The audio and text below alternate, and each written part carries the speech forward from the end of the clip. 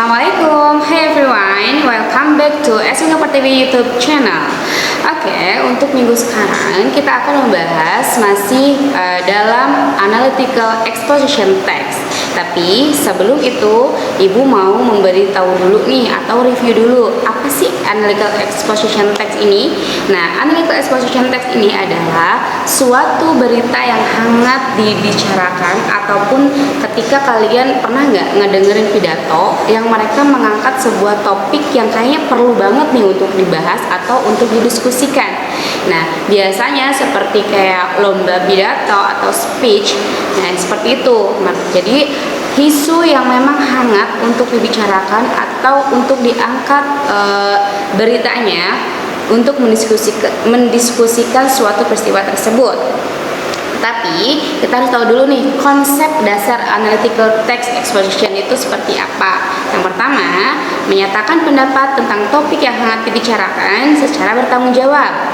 Yang kedua, menyebutkan pokok permasalahan terhadap sesuatu yang hangat dibicarakan. Yang ketiga, menyebutkan pandangan atau pendapat mengenai hal tersebut beserta ilustri sebagai pendukungnya. Yang keempat, diakhiri dengan kesimpulan yang menyatakan kembali pendapat terhadap hal tersebut.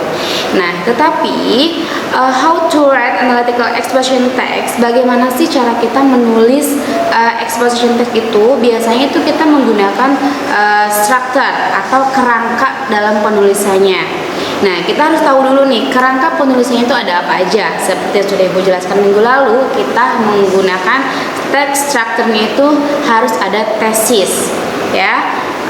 Yang kedua itu harus ada argumen, tesis, argumen, dan juga conclusion atau kesimpulan, ya. Adapun argumen itu kita ada point dan elaboration, ya. Untuk poin itu adalah state the main argument, dan elaboration itu develop support each point of argument. Jadi kalian tuh harus tahu nih poin mana yang akan didiskusikan untuk kepada halayak, ya. Nah, ini juga ada unsur kebahasaan atau language features. Kalian juga harus tahu kita menggunakan language feature apa aja di dalam penulisan exposition text ini. Yang pertama, kalian harus menggunakan kalimat simple present tense.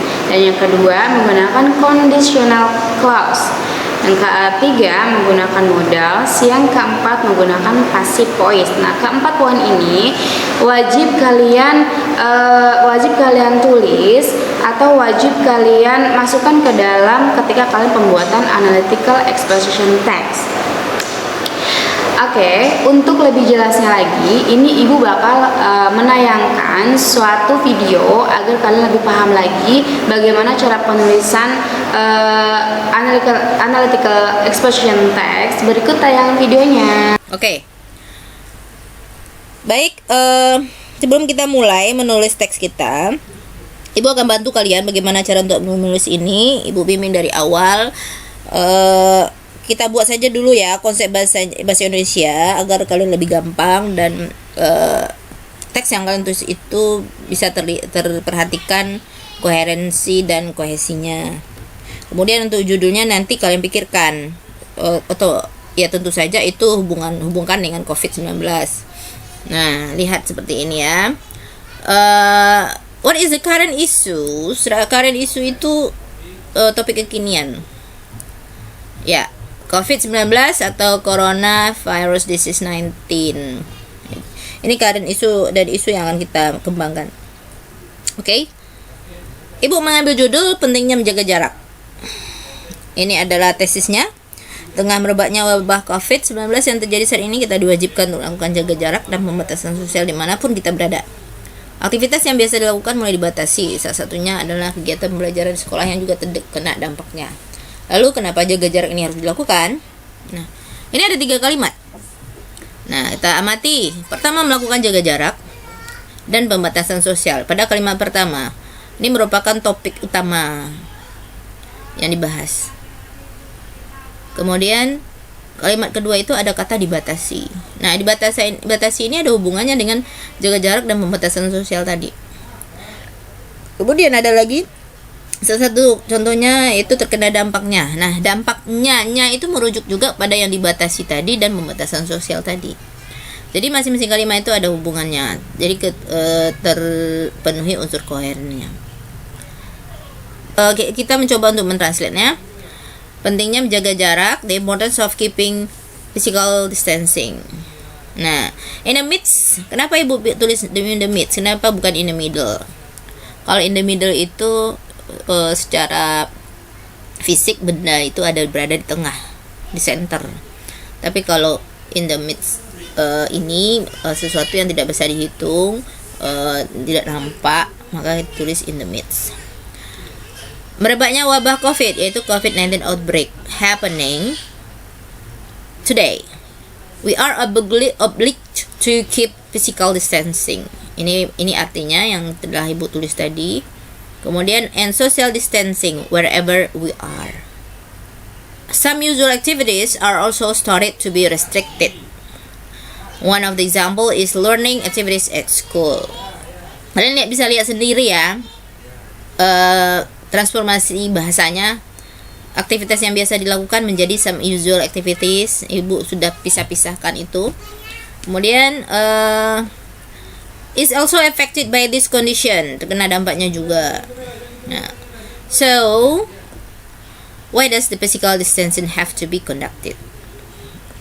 Nah, perhatikan kata yang dikasih kotak itu are also started to be restricted, is also affected, kemudian be conducted.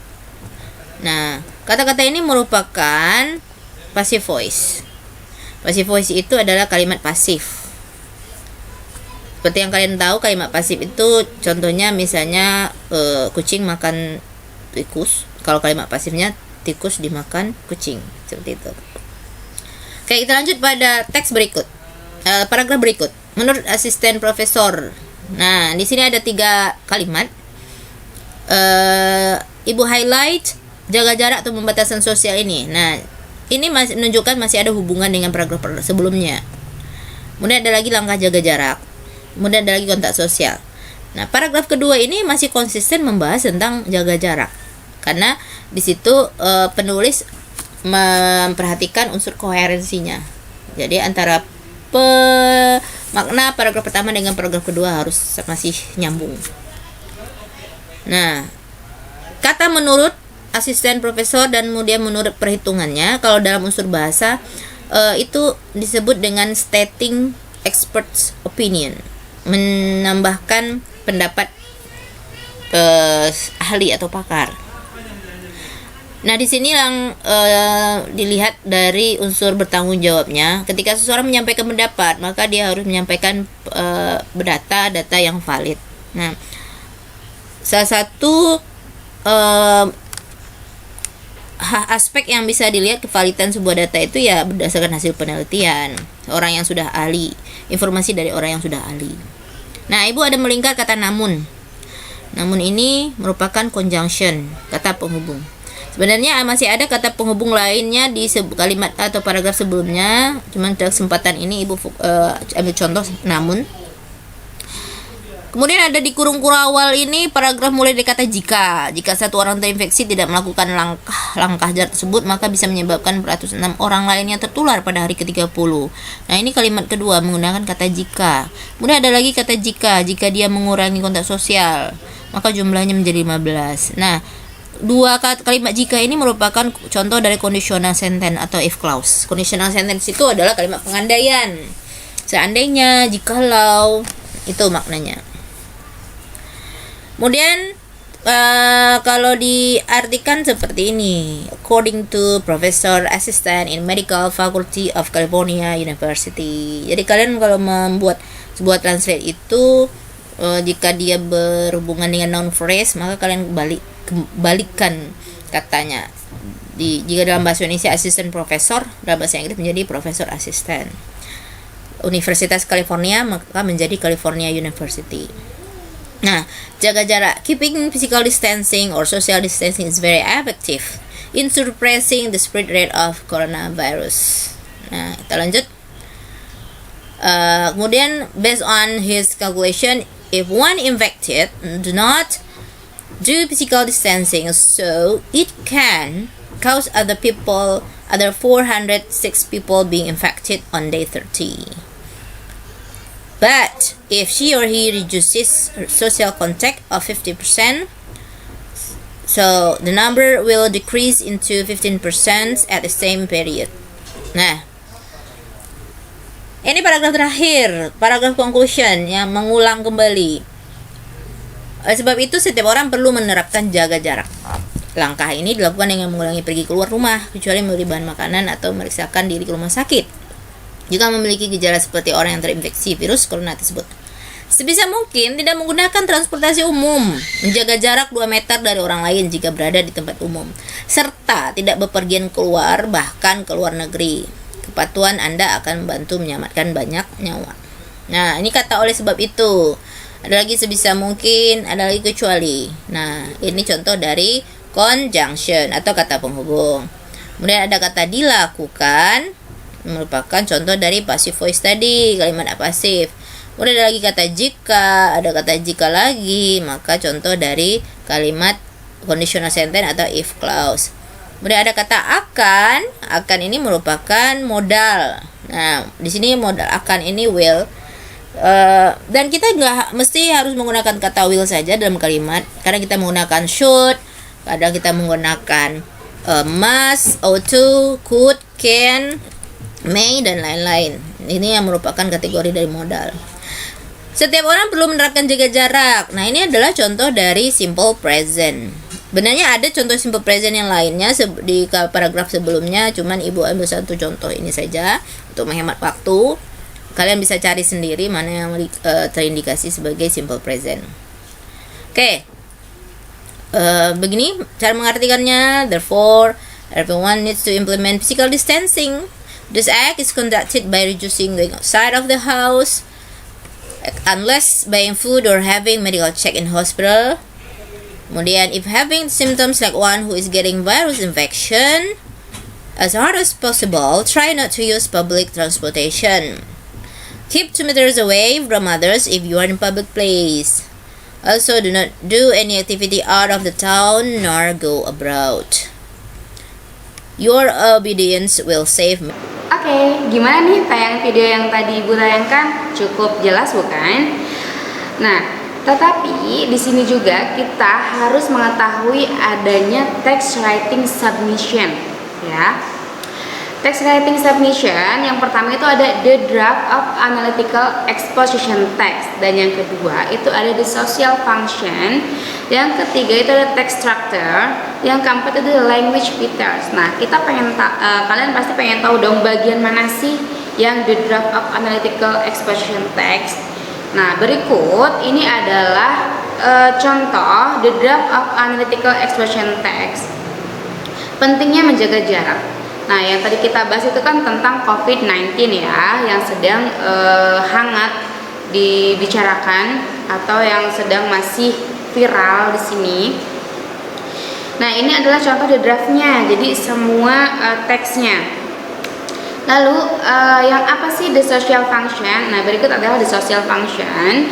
Itu to persuade readers to keep physical and social distance in order to reduce coronavirus spread. Nah, bagian kalimat ini adalah yang dimaksud tentang social functionnya atau fungsi sosial dari teks yang kita angkat ya.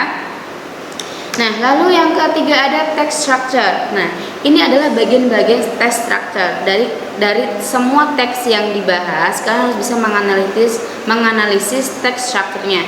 Di mana bagian tesis, di mana bagian argumen, dan di mana bagian conclusion.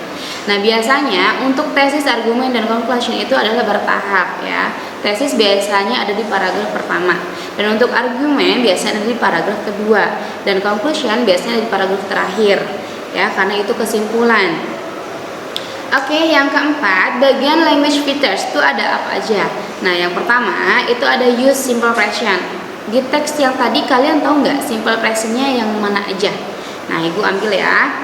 Nah, untuk yang menggunakan simple present itu menggunakan kalimat everyone needs to implement physical distancing. Nah, itu menggunakan kalimat simple present karena dia tidak menggunakan kalimat lampau atau kalimat yang akan datang, tapi kalimat yang sedang berlangsung ya, dan menggunakan verb 1. Nah, untuk yang kedua ada use passive voice. Tahu nggak yang mana tadi passive voice-nya? Nah, untuk passive voice-nya itu kita menggunakan we are obliged to keep physical. Nah, itu bagian dari passive voice ya. Dan yang ketiga ada use if clause atau conditional sentence. Nah, if clause-nya di sini if one infected does not do physical distancing, so it can cause other 406 people being infected one day 30. Dan yang keempat, use conjunction. Nah, conjunction ini kata penghubung ya, yang digunakan kata penghubung pada kalimat contoh teks yang tadi dijelaskan. Kita menggunakan unless dan juga menggunakan however and then but. Ya. Dan yang kelima, use modal, menggunakan modal will atau akan. Nah, oke. Nah, dari beberapa kalimat yang menjadi contoh simple present, passive voice, if clause, and conjunction and then modal, kita juga harus bisa menganalisisnya, ya. Oke. Cukup sekian penjelasan mengenai how to write analytical expression text yang penjelasan minggu ini. Tolong jika masih ada yang belum paham, silakan boleh kalian konsul atau bisa kalian juga chat ke ibu ya, dan jangan lupa juga untuk mengikuti pembelajaran jarak jauh. Thank you for your attention. Assalamualaikum warahmatullahi wabarakatuh.